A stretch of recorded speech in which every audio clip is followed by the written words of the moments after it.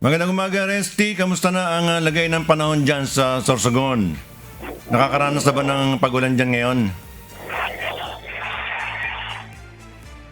Yes, magandang umaga, Bert. Kansilado ang biyahe ng mga bangko na paalis at patungo sa lahat ng pantalan sa lalawigan ng Sorsogon dahil sa maparating na bagyo. Umabot sa halos 1,700 pasahero, 850 rolling cargo at 7 bangko ang kabuang bilang ng mga na-stranded sa iba't ibang pantalan sa lalawigan simula pa noong Huwebes. Samantala, kansilado rin ang pasok sa lahat ng pampubliko at pribadong paaralan mula preschool hanggang kolehiyo sa buong lalawigan ng Sorsogon. Epektibo ito simula pa kahapon hanggang ngayong Biyernes ayon sa inilabas na anunsyo ng pamahalaang panglalawigan ng Sorsogon.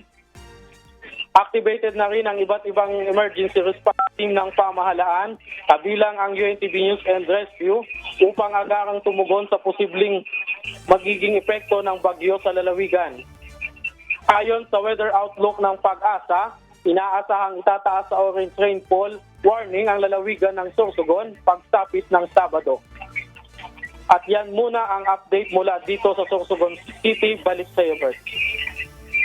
Keep us updated. Salamat, Resty Guzman, nag-uulat live dyan sa Sorsogon City.